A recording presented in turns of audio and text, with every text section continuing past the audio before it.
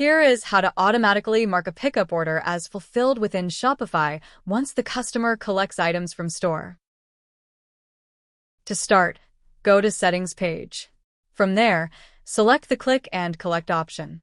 Next, scroll down to Order Processing section and toggle on Mark as Fulfilled after picked up.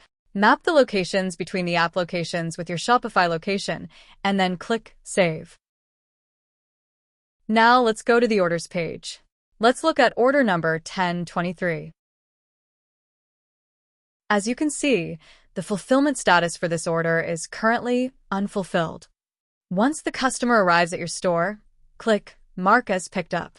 Enter the secure validation code sent directly to the customer's email. In this case, security code is MTF868.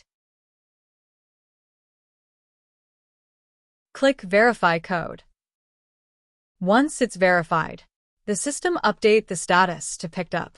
As you can see that the order has been successfully marked as fulfilled automatically in Shopify also.